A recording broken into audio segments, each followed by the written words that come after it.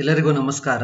ಪ್ರಸ್ತುತಪಡಿಸುವವರು ಸುರೇಶ್ ಎಚ್.ಬಿ, ವಿಜ್ಞಾನ ಶಿಕ್ಷಕರು, ಬೆಂಗಳೂರು ಗ್ರಾಮಾಂತರ ಜಿಲ್ಲೆ. ಈಗ ದೈನಂದಿನ ಜೀವನದಲ್ಲಿ ಪಿಎಚ್ ನ ಮಹತ್ವದ ಬಗ್ಗೆ ತಿಳಿದುಕೊಳ್ಳೋಣ. ಸಸ್ಯ ಮತ್ತು ಪ್ರಾಣಿಗಳು ಪಿಎಚ್ ಸೂಕ್ಷ್ಮ ಗ್ರಾಹಿಗಳೇ. ಹೌದು, ನಮ್ಮ ದೇಹವು ಯಾವ ಪಿಎಚ್ ವ್ಯಾಪ್ತಿಯಲ್ಲಿ ಕಾರ್ಯನಿರ್ವಹಿಸುತ್ತದೆ? ನಮ್ಮ ದೇಹವು 7ರಿಂದ 7.8 ಪಿಎಚ್ ವ್ಯಾಪ್ತಿಯಲ್ಲಿ ಕಾರ್ಯನಿರ್ವಹಿಸುತ್ತದೆ. ಜೀವಿಗಳು ಕಿರು ವ್ಯಾಪ್ತಿಯ ಪಿಎಚ್ ಬದಲಾವಣೆಯಾದಲ್ಲಿ ಮಾತ್ರ ಬದುಕುಳಿಯಬಲ್ಲವು. ಆಮ್ಲ ಮಳೆ ಎಂದರೇನು? ಮಳೆ ನೀರಿನ ಪಿಎಚ್ ಮೌಲ್ಯ 5.6ಕ್ಕಿಂತ ಕಡಿಮೆ ಆದಾಗ ಅದನ್ನು ಆಮ್ಲ ಮಳೆ ಎನ್ನುತ್ತೇವೆ. ಆಮ್ಲ ಮಳೆಯ ದುಷ್ಪರಿಣಾಮಗಳು ಯಾವುವು? ಆಮ್ಲ ಮಳೆಯು ನದಿಗೆ ಹರಿದಾಗ ಇದು ನದಿಯ ನೀರಿನ ಪಿಎಚ್ ಅನ್ನು ಕಡಿಮೆ ಮಾಡುತ್ತದೆ. ಇಂತಹ ನದಿಗಳಲ್ಲಿ ಜಲಚರ ಜೀವಿಗಳ ಉಳಿವು ದುಸ್ತರವಾಗುತ್ತದೆ. ಇತರ ಗ್ರಹಗಳಲ್ಲಿ ಆಮ್ಲಗಳು. ಶುಕ್ರ ಗ್ರಹದ ವಾತಾವರಣವು ಸಲ್ಫ್ಯೂರಿಕ್ ಆಮ್ಲದ ದಟ್ಟವಾದ ಬಿಳಿ ಮತ್ತು ಹಳದಿ ಮೋಡಗಳಿಂದಾಗಿದೆ. ಈ ಗ್ರಹದಲ್ಲಿ ಜೀವಿ ಅಸ್ತಿತ್ವದಲ್ಲಿರಬಹುದೆಂದು ನೀವು ಭಾವಿಸುತ್ತೀರಾ? ಇಲ್ಲ, ಏಕೆಂದರೆ ಶುಕ್ರ ಗ್ರಹದ ತಾಪ ಹೆಚ್ಚಾಗಿರುತ್ತದೆ. ನಿಮ್ಮ ಹಿತ್ತಲ ಮಣ್ಣಿನ ಪಿಎಚ್ ಮೌಲ್ಯ ಎಷ್ಟು? ಸಸ್ಯಗಳ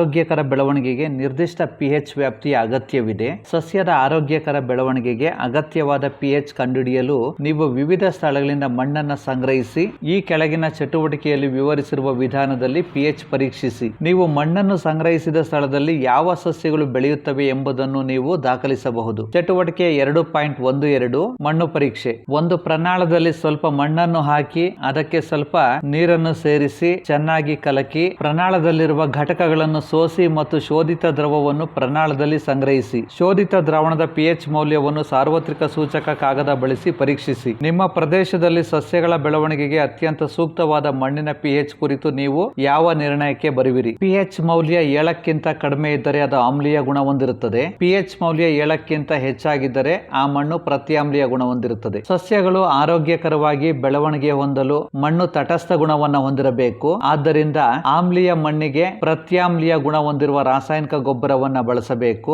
ಆಮ್ಲೀಯ ಮಣ್ಣಿಗೆ ಪ್ರತ್ಯಾಮ್ಲೀಯ ಗುಣ ಹೊಂದಿರುವ ಸುಣ್ಣದ ಪುಡಿ ಅಥವಾ ಜಿಪ್ಸಮ್ ಲವಣವನ್ನ ಸೇರಿಸಬೇಕು. ಅದು ಆಮ್ಲದೊಂದಿಗೆ ವರ್ತಿಸಿ ಮಣ್ಣನ್ನು ತಟಸ್ಥಗೊಳಿಸುತ್ತದೆ. ಇದರಿಂದಾಗಿ ಸಸ್ಯಗಳು ಆರೋಗ್ಯಕರವಾಗಿ ಬೆಳೆಯುತ್ತವೆ. ಈಗ ನಮ್ಮ ಜೀರ್ಣಾಂಗ ವ್ಯೂಹದಲ್ಲಿನ ಪಿಎಚ್ ಬಗ್ಗೆ ತಿಳಿದುಕೊಳ್ಳೋಣ. ನಮ್ಮ ಜಠರದಲ್ಲಿ ಉತ್ಪತ್ತಿಯಾಗುವ ಆಮ್ಲ ಯಾವುದು? ನಮ್ಮ ಜಠರದಲ್ಲಿ ಉತ್ಪತ್ತಿಯಾಗುವ ಆಮ್ಲ ಹೈಡ್ರೋಕ್ಲೋರಿಕ್ ಆಮ್ಲ. ಇದು ಜಠರಕ್ಕೆ ಹಾನಿ ಮಾಡದೆ ಆಹಾರ ಜೀರ್ಣಿಸಲು ಸಹಾಯ ಮಾಡುತ್ತದೆ.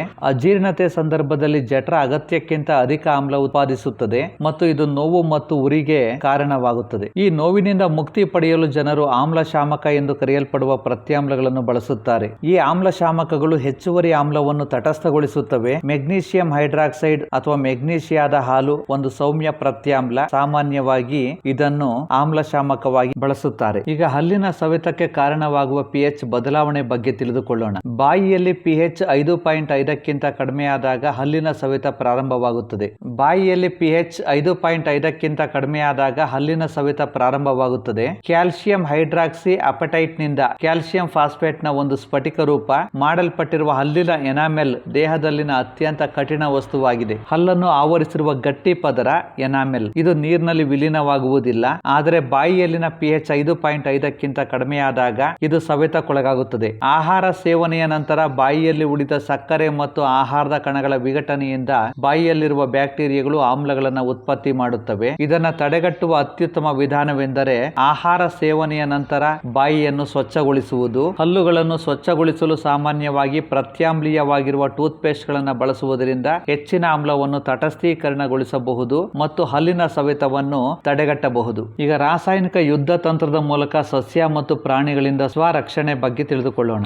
ಜೇನುನೊಣ ಕಡಿದಾಗ ಅದು ಆಮ್ಲ ಬಿಡುಗಡೆ ಮಾಡುತ್ತದೆ. ಇದು ನೋವು ಮತ್ತು ಉರಿಗೆ ಕಾರಣವಾಗುತ್ತದೆ. ಕಡಿದ ಭಾಗಕ್ಕೆ ಅಡುಗೆ ಸೋಡಾದಂತಹ ಸೌಮ್ಯ ಪ್ರತ್ಯಾಮ್ಲ ಲೇಪಿಸುವುದು ನೋವು ಮತ್ತು ಉರಿಯಿಂದ ಉಪಶಮನ ನೀಡುತ್ತದೆ. ತುರಿಕೆ ಗಿಡದ ಎಲೆಗಳ ಚುಚ್ಚುವ ಕೂದಲುಗಳು ಮೆಥನೋಯಿಕ್ ಆಮ್ಲವನ್ನು ಚುಚ್ಚಿ ಉರಿಯುವ ನೋವಿಗೆ ಕಾರಣವಾಗುತ್ತದೆ. ಜೇನುನೊಣ ಕಡಜ ಅಥವಾ ಕೆಂಪು ಇರುವೆ ಕಚ್ಚಿದಾಗ ನಮ್ಮ ಚರ್ಮಕ್ಕೆ ಮೆಥನೋಯಿಕ್ ಆಮ್ಲ ಅಥವಾ ಫಾರ್ಮಿಕ್ ಆಮ್ಲ ಬಿಡುಗಡೆಯಾಗುತ್ತದೆ. ಇದರಿಂದಾಗಿ ಚರ್ಮದಲ್ಲಿ ನೋವು ಮತ್ತೆ ಉರಿಯೂತ ಉಂಟಾಗುತ್ತದೆ. ಇದಕ್ಕೆ ಪರಿಹಾರ ಅವು ಕಚ್ಚಿರುವ ಜಾಗದಲ್ಲಿ ಅಡುಗೆ ಸೋಡಾ, ವಾಷಿಂಗ್ ಸೋಡಾ, ಬೇಕಿಂಗ್ ಪುಡಿ ಅಥವಾ ಅರಿಶಿನವನ್ನು ಹಚ್ಚಬೇಕು. ಇವು ಪ್ರತ್ಯಾಮ್ಲ ಪ್ರತ್ಯಾಮ್ಲಗಳಾಗಿರೋದ್ರಿಂದ ಆಮ್ಲದೊಂದಿಗೆ ವರ್ತಿಸಿ ತಟಸ್ಥಗೊಳಿಸುತ್ತವೆ. ಇದರಿಂದ ನೋವು ಮತ್ತೆ ಉರಿಯೂತ ಉಪಶಮನವಾಗುತ್ತದೆ. ಈಗ ನೈಸರ್ಗಿಕವಾಗಿ ದೊರಕುವ ಕೆಲವು ಆಮ್ಲಗಳ ಬಗ್ಗೆ ತಿಳಿದುಕೊಳ್ಳೋಣ. ವಿನೆಗಾರ್ ನಲ್ಲಿರುವ ಆಮ್ಲ ಅಸಿಟಿಕ್ ಆಮ್ಲ, ಕಿತ್ತಳೆಯಲ್ಲಿರುವ ಆಮ್ಲ ಸಿಟ್ರಿಕ್ ಆಮ್ಲ, ಹುಣಸೆ ಹಣ್ಣಿನಲ್ಲಿರುವ ಆಮ್ಲ ಟಾರ್ಟಾರಿಕ್ ಆಮ್ಲ, ಟೊಮ್ಯಾಟೋದಲ್ಲಿರುವ ಆಮ್ಲ ಆಕ್ಸಾಲಿಕ್ ಆಮ್ಲ, ಮೊಸರಿನಲ್ಲಿರುವ ಆಮ್ಲ ಲ್ಯಾಕ್ಟಿಕ್ ಆಮ್ಲ, ಲಿಂಬೆಯಲ್ಲಿರುವ ಆಮ್ಲ ಸಿಟ್ರಿಕ್ ಆಮ್ಲ, ಇರುವೆ ಕಡಿತದಿಂದ ಬಿಡುಗಡೆಯಾಗುವ ಆಮ್ಲ ಮೆಥನೋಯಿಕ್ ಆಮ್ಲ ಅಥವಾ ಫಾರ್ಮಿಕ್ ಆಮ್ಲ, ತುರಿಕೆ ಎಲೆ ಕಡಿತದಿಂದ ಬಿಡುಗಡೆಯಾಗುವ ಆಮ್ಲ ಮೆಥನೋಯಿಕ್ ಆಮ್ಲ ಅಥವಾ ಫಾರ್ಮಿಕ್ ಆಮ್ಲ. ಈಗ ಪರಿಕಲ್ಪನೆಯಲ್ಲಿನ ಪ್ರಶ್ನೆಗಳಿಗೆ ಉತ್ತರಿಸೋಣ. ಪ್ರಶ್ನೆ ಸಂಖ್ಯೆ 1. ನಿಮ್ಮಲ್ಲಿ ಎ ಮತ್ತು ಬಿ ಎಂಬ 2 ದ್ರಾವಣಗಳಿವೆ. ದ್ರಾವಣ ಎ ಯ pH 6 ಮತ್ತು ದ್ರಾವಣ ಬಿ ಯ pH 8. ಯಾವ ದ್ರಾವಣದಲ್ಲಿ ಹೈಡ್ರೋಜನ್ ಅಯಾನ್ಗಳ ಸಾರತೆ ಹೆಚ್ಚಿದೆ? ಇವುಗಳಲ್ಲಿ ಯಾವುದು ಆಮ್ಲ ಮತ್ತು ಯಾವುದು ಪ್ರತ್ಯಾಮ್ಲ? ಎ ದ್ರಾವಣದಲ್ಲಿ ಹೈಡ್ರೋಜನ್ ಅಯಾನ್ಗಳ ಸಾರತೆ ಹೆಚ್ಚಿದೆ. ಇವುಗಳಲ್ಲಿ ಎ ದ್ರಾವಣ ಆಮ್ಲ, ಬಿ ದ್ರಾವಣ ಪ್ರತ್ಯಾಮ್ಲ. ಪ್ರಶ್ನೆ ಸಂಖ್ಯೆ 2. H+ ಅಯಾನ್ಗಳ ಸಾರತೆಯು ದ್ರಾವಣದ ಸ್ವಭಾವದ ಮೇಲೆ ಯಾವ ಪರಿಣಾಮ ಹೊಂದಿದೆ? H+ ಅಯಾನ್ಗಳ ಸಾರತೆ ಹೆಚ್ಚಾಗಿದ್ದರೆ ಆ ದ್ರಾವಣ ಸಾರೀಕೃತ ದ್ರಾವಣವಾಗಿರುತ್ತದೆ. H+ ಅಯಾನ್ಗಳ ಸಾರತೆ ಕಡಿಮೆ ಇದ್ದರೆ ಆ ದ್ರಾವಣ ಸಾರರಿಕ್ತ ದ್ರಾವಣವಾಗಿರುತ್ತದೆ. H+ ಅಯಾನ್ಗಳ ಸಾರತೆ ಹೆಚ್ಚಾಗಿದ್ದರೆ ಆ ದ್ರಾವಣ ಸಾರೀಕೃತ ಅಥವಾ ಪ್ರಬಲ ಆಮ್ಲವಾಗಿರುತ್ತದೆ. H+ ಅಯಾನ್ಗಳ ಸಾರತೆ ಕಡಿಮೆ ಇದ್ದರೆ ಆ ದ್ರಾವಣ ಸಾರರಿಕ್ತ ಅಥವಾ ದುರ್ಬಲ ದ್ರಾವಣವಾಗಿರುತ್ತದೆ. ಪ್ರಶ್ನೆ ಸಂಖ್ಯೆ 3. ಪ್ರತ್ಯಾಮ್ಲೀಯ ದ್ರಾವಣಗಳು H+ ಅಯಾನ್ಗಳನ್ನು ಹೊಂದಿವೆಯೇ? ಹೌದಾದರೆ ಅವು ಏಕೆ ಪ್ರತ್ಯಾಮ್ಲೀಯವಾಗಿವೆ? ಪ್ರತ್ಯಾಮ್ಲೀಯ ದ್ರಾವಣಗಳು H+ ಅಯಾನ್ಗಳನ್ನು ಹೊಂದಿರುತ್ತವೆ. ಆದರೆ ಪ್ರತ್ಯಾಮ್ಲೀಯ ದ್ರಾವಣಗಳಲ್ಲಿ OH- ಅಯಾನ್ಗಳ ಸಂಖ್ಯೆ ಹೆಚ್ಚಾಗಿರುತ್ತವೆ, H+ ಅಯಾನ್ಗಳ ಸಂಖ್ಯೆ ಕಡಿಮೆ ಇರುತ್ತವೆ. OH- ಅಯಾನ್ಗಳ ಸಾರತೆ ಹೆಚ್ಚಾಗಿರುತ್ತದೆ, H+ ಅಯಾನ್ಗಳ ಸಾರತೆ ಕಡಿಮೆ ಇರುತ್ತದೆ. ಪ್ರಶ್ನೆ ಸಂಖ್ಯೆ 4. ಯಾವ ಸಂದರ್ಭಗಳಲ್ಲಿ ಒಬ್ಬ ರೈತ ತನ್ನ ಕೃಷಿ ಭೂಮಿಯ ಮಣ್ಣಿಗೆ ಸುಟ್ಟ ಸುಣ್ಣ, ಕ್ಯಾಲ್ಸಿಯಂ ಆಕ್ಸೈಡ್ ಅಥವಾ ಅರಳಿದ ಸುಣ್ಣ, ಕ್ಯಾಲ್ಸಿಯಂ ಹೈಡ್ರಾಕ್ಸೈಡ್ ಅಥವಾ ಸೀಮೆ ಸುಣ್ಣ,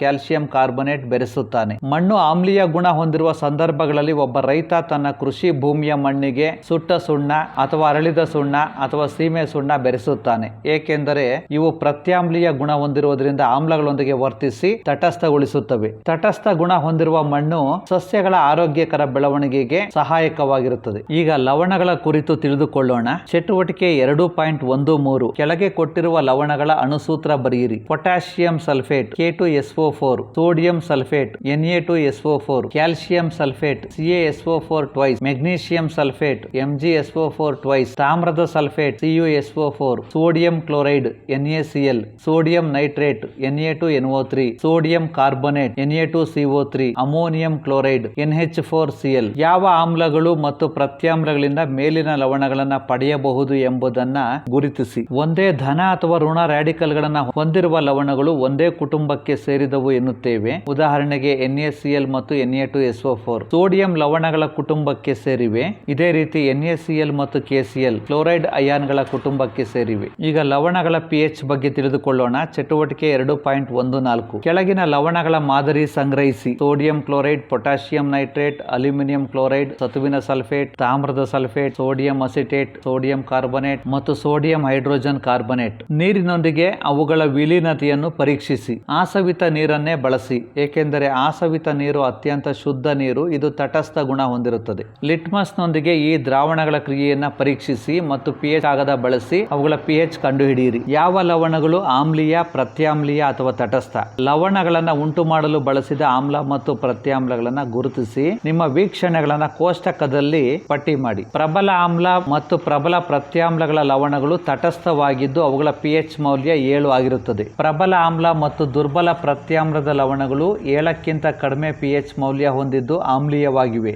ಮತ್ತು ಪ್ರಬಲ ಆಮ್ಲ ಮತ್ತು ದುರ್ಬಲ ಆಮ್ಲದ ಲವಣಗಳ pH ಮೌಲ್ಯ 7ಕ್ಕಿಂತ ಹೆಚ್ಚಿದ್ದು ಪ್ರತ್ಯಾಮ್ಲೀಯ ಸ್ವಭಾವ ಹೊಂದಿವೆ. ಈಗ ಸಾಮಾನ್ಯ ಉಪ್ಪಿನಿಂದ ತಯಾರಿಸಿದ ರಾಸಾಯನಿಕಗಳ ಬಗ್ಗೆ ತಿಳಿದುಕೊಳ್ಳೋಣ. ಹೈಡ್ರೋಕ್ಲೋರಿಕ್ ಆಮ್ಲ ಸೋಡಿಯಂ ಹೈಡ್ರಾಕ್ಸೈಡ್ ದ್ರಾವಣದೊಂದಿಗೆ ವರ್ತಿಸಿದಾಗ ಸೋಡಿಯಂ ಕ್ಲೋರೈಡ್ ಲವಣ ಉಂಟಾಗುತ್ತದೆ. ಇದು ತಟಸ್ಥ ಲವಣ. ಇದು ಆಮ್ಲೀಯ ಗುಣವನ್ನು ಹೊಂದಿರುವುದಿಲ್ಲ, ಪ್ರತ್ಯಾಮ್ಲೀಯ ಗುಣವನ್ನು ಹೊಂದಿರುವುದಿಲ್ಲ. ನಾವು ಆಹಾರದ ಮೂಲಕ ನೇರವಾಗಿ ಸೇವಿಸುವ ಏಕೈಕ ಲವಣ ಸೋಡಿಯಂ ಕ್ಲೋರೈಡ್, ಅಂದರೆ ಅಡುಗೆ ಉಪ್ಪು. ಮಹಾತ್ಮ ಗಾಂಧಿಯವರ ದಂಡಿ ಯಾತ್ರೆಯ ಕುರಿತು ನೀವು ಕೇಳಿರಬಹುದು. ಸೋಡಿಯಂ ಕ್ಲೋರೈಡ್ ನಮ್ಮ ಸ್ವಾತಂತ್ರ್ಯ ಹೋರಾಟದ ಒಂದು ಪ್ರಮುಖ ಸಂಕೇತವಾಗಿತ್ತು. ಈಗ ಸಾಮಾನ್ಯ ಉಪ್ಪಿನ ಬಗ್ಗೆ ತಿಳಿದುಕೊಳ್ಳೋಣ. ಸಾಮಾನ್ಯ ಉಪ್ಪು ಅನೇಕ ರಾಸಾಯನಿಕಗಳಿಗೆ ಒಂದು ಕಚ್ಚಾ ವಸ್ತುವಾಗಿದೆ. ಹೀಗೆ ಪಡೆದ ಸಾಮಾನ್ಯ ಉಪ್ಪು ಸೋಡಿಯಂ ಹೈಡ್ರಾಕ್ಸೈಡ್, ಅಡುಗೆ ಸೋಡಾ, ವಾಷಿಂಗ್ ಸೋಡಾ, ಚಲವೆ ಪುಡಿಯಂತಹ ಅನೇಕ ದಿನಬಳಕೆ ವಸ್ತುಗಳಿಗೆ ಒಂದು ಪ್ರಮುಖ ಕಚ್ಚಾ ವಸ್ತುವಾಗಿದೆ. ಈಗ ಸೋಡಿಯಂ ಹೈಡ್ರಾಕ್ಸೈಡ್ ಬಗ್ಗೆ ತಿಳಿದುಕೊಳ್ಳೋಣ. ಸೋಡಿಯಂ ಹೈಡ್ರಾಕ್ಸೈಡ್ ನ ಜಲೀಯ ದ್ರಾವಣವನ್ನು ಬ್ರೈನ್ ಬ್ರೈನ್ ದ್ರಾವಣ ಎನ್ನುತ್ತೇವೆ. ಇದರ ಮೂಲಕ ವಿದ್ಯುತ್ ಪ್ರವಾಹವನ್ನು ಹಾಯಿಸಿದಾಗ ಅದು ವಿಭಜನೆ ಹೊಂದಿ ಸೋಡಿಯಂ ಹೈಡ್ರಾಕ್ಸೈಡ್ ಉಂಟಾಗುತ್ತದೆ. ಕ್ಲೋರಿನ್ ಉತ್ಪನ್ನದಿಂದ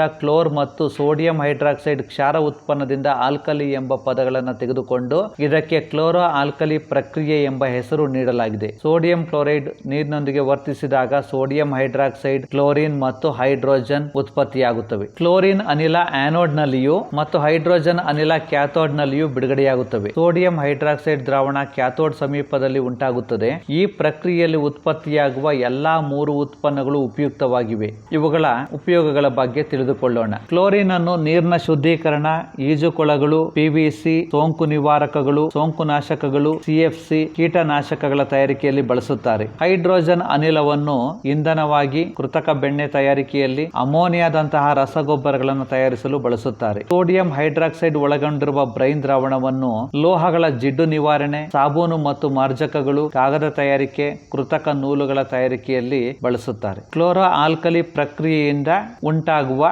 3 ಪ್ರಮುಖ ಉತ್ಪನ್ನಗಳ ಬಗ್ಗೆ ತಿಳಿದುಕೊಂಡೆವು. ಈಗ ಚಲುವೆ ಪುಡಿ ಬಗ್ಗೆ ತಿಳಿದುಕೊಳ್ಳೋಣ. ಜಲೀಯ ಸೋಡಿಯಂ ಕ್ಲೋರೈಡ್ ಬ್ರೈನ್ ದ್ರಾವಣದ ವಿದ್ಯುತ್ ವಿಭಜನೆಯಲ್ಲಿ ಕ್ಲೋರಿನ್ ಉತ್ಪತ್ತಿಯಾಗುವುದು ನಮಗೆ ಈಗಾಗಲೇ ತಿಳಿದೈತೆ. ಈ ಕ್ಲೋರಿನ್ ಅನಿಲವನ್ನ ಚಲುವೆ ಪುಡಿ ತಯಾರಿಕೆಯಲ್ಲಿ ಬಳಸಲಾಗುತ್ತದೆ. ಶುಷ್ಕ ಅರಳಿದ ಸುಣ್ಣ ಕ್ಯಾಲ್ಸಿಯಂ ಹೈಡ್ರಾಕ್ಸೈಡ್ ನೊಂದಿಗೆ ಕ್ಲೋರಿನ್ ನ ವರ್ತನೆಯಿಂದ ಚಲುವೆ ಪುಡಿ ತಯಾರಾಗುತ್ತದೆ. ಅದರ ನೈಜ ಸಂಯೋಜನೆ ಸಂಕೀರ್ಣವಾಗಿದ್ದರೂ ಚಲುವೆ ಪುಡಿಯನ್ನು ಕ್ಯಾಲ್ಸಿಯಂ ಆಕ್ಸಿಕ್ಲೋರೈಡ್ CaOCl2 ಸೂತ್ರದಿಂದ ಪ್ರತಿನಿಧಿಸಲಾಗುತ್ತದೆ. ಕ್ಯಾಲ್ಸಿಯಂ ಹೈಡ್ರಾಕ್ಸೈಡ್ ಅಥವಾ ಶುಷ್ಕ ಅರಳಿದ ಸುಣ್ಣ ಕ್ಲೋರಿನ್ ನೊಂದಿಗೆ ವರ್ತಿಸಿದಾಗ ಕ್ಯಾಲ್ಸಿಯಂ ಆಕ್ಸಿಕ್ಲೋರೈಡ್ ಚಲುವೆ ಪುಡಿ ತಯಾರಾಗುತ್ತದೆ. CaOH twice plus Cl2 give rise to CaOCl2 plus H2O. ಈಗ ಚಲುವೆ ಪುಡಿಯ ಉಪಯೋಗಗಳ ಬಗ್ಗೆ ತಿಳಿದುಕೊಳ್ಳೋಣ. ಬಟ್ಟೆ ಕಾರ್ಖಾನೆಗಳಲ್ಲಿ ಹತ್ತಿ ಮತ್ತು ನಾರಿಗೆ ಬಿಳುಪು ನೀಡಲು, ಕಾಗದ ಕಾರ್ಖಾನೆಯಲ್ಲಿ ಮರದ ತಿರುಳಿಗೆ ಬಿಳುಪು ನೀಡಲು ಮತ್ತು ಲಾಂಡ್ರಿಯಲ್ಲಿ ತೊಳೆದ ಬಟ್ಟೆಗೆ ಬಿಳುಪು ನೀಡಲು ಬಳಸುತ್ತಾರೆ. ಅನೇಕ ರಾಸಾಯನಿಕ ಕಾರ್ಖಾನೆಗಳಲ್ಲಿ ಉತ್ಕರ್ಷಣಕಾರಿಯಾಗಿ ಬಳಸುತ್ತಾರೆ. ಕುಡಿಯುವ ನೀರನ್ನು ಕ್ರಿಮಿ ಮುಕ್ತಗೊಳಿಸಲು ಸೋಂಕು ನಾಶಕವಾಗಿ ಬಳಸುತ್ತಾರೆ.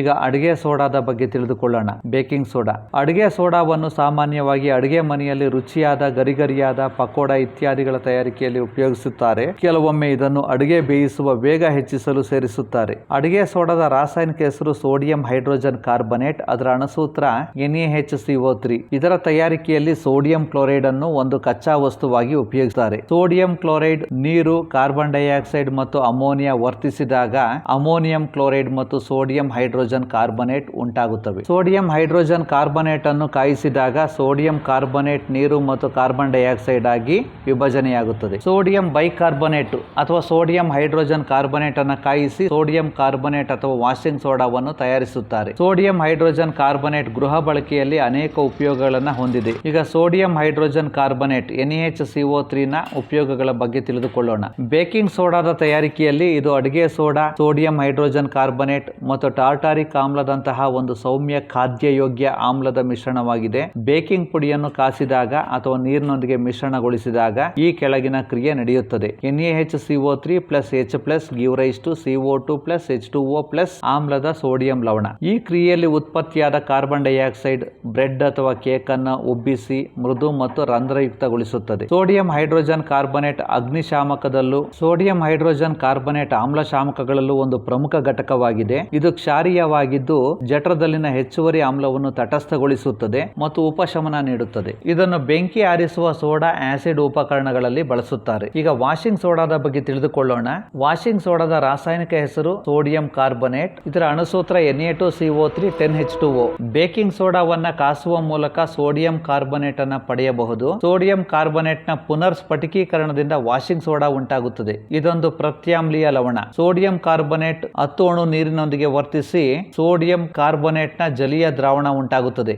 Na2CO3 plus 10H2O give rise to Na2CO3 10H2O. Washing ಸೋಡಾದಲ್ಲಿ 10 ನೀರಿನ ಅಣುಗಳು ಇರೋದ್ರಿಂದ ಅದು ಒದ್ದೆಯಾಗಿರುತ್ತದೆ. ಯಾವಾಗಲೂ ಕೂಡ ವಾಷಿಂಗ್ ಸೋಡಾ ಪುಡಿ ರೂಪದಲ್ಲಿರುತ್ತದೆ. ಈಗ ವಾಷಿಂಗ್ ಸೋಡಾದ ಉಪಯೋಗಗಳ ಬಗ್ಗೆ ತಿಳಿದುಕೊಳ್ಳೋಣ. ಸೋಡಿಯಂ ಕಾರ್ಬನೇಟ್ ಅಥವಾ ವಾಷಿಂಗ್ ಸೋಡಾವನ್ನು ಗಾಜು, ಸಾಬೂನು ಮತ್ತು ಕಾಗದ ಕಾರ್ಖಾನೆಗಳಲ್ಲಿ ಉಪಯೋಗಿಸುತ್ತಾರೆ. ಇದನ್ನು ಬೋರಾಕ್ಸ್ ನಂತಹ ಸೋಡಿಯಂ ಸಂಯುಕ್ತಗಳ ಉತ್ಪಾದನೆಯಲ್ಲಿ ಉಪಯೋಗಿಸುತ್ತಾರೆ. ಸೋಡಿಯಂ ಕಾರ್ಬನೇಟ್ ಅನ್ನು ಗೃಹ ಬಳಕೆಯ ಸ್ವಚ್ಛಕಾರಿಯಾಗಿ ಉಪಯೋಗಿಸುತ್ತಾರೆ. ನೀರಿನ ಶಾಶ್ವತ ಗಡಸುತನ ನಿವಾರಣೆಗೆ ಉಪಯೋಗಿಸುತ್ತಾರೆ. ಲವಣಗಳ ಹರಳುಗಳು ನಿಜವಾಗಿಯೂ ಶುಷ್ಕವಾಗಿವೆಯೇ? ಒಂದು ಪ್ರನಾಳದಲ್ಲಿ ತಾಮ್ರದ ಸಲ್ಫೇಟ್ ನ ಹರಳುಗಳನ್ನು ತೆಗೆದುಕೊಂಡು ಬನ್ಸನ್ ಬರ್ನರ್ ನ ಜ್ವಾಲೆಯಲ್ಲಿ ಕಾಯಿಸಿದಾಗ ಅದು ಬಣ್ಣರಹಿತವಾಗಿರುತ್ತದೆ. ಏಕೆಂದರೆ ತಾಮ್ರದ ಸಲ್ಫೇಟ್ ಹರಳುಗಳನ್ನು ಕಾಯಿಸಿದಾಗ ಅದು ತನ್ನಲ್ಲಿರುವ ನೀರಿನ ಅಣುಗಳನ್ನ ಕಳೆದುಕೊಳ್ಳುತ್ತದೆ, ಆದ್ದರಿಂದ ಬಣ್ಣರಹಿತವಾಗುತ್ತದೆ. ಮತ್ತೆ ಅದನ್ನು ತಣ್ಣಗಾಗಿಸಲು ಬಿಟ್ಟಾಗ ವಾತಾವರಣದಲ್ಲಿರುವ ತೇವಾಂಶವನ್ನು ಹೀರಿಕೊಂಡು ನೀಲಿ ಬಣ್ಣವನ್ನು ಪಡೆದುಕೊಳ್ಳುತ್ತದೆ. ಸ್ಫಟಿಕೀಕರಣ ನೀರು ಲವಣದ ಒಂದು ಘಟಕ ಸೂತ್ರ ಅಣುವಿನಲ್ಲಿರುವ ನೀರಿನ ಅಣುಗಳ ಸಂಖ್ಯೆಯಾಗಿದೆ.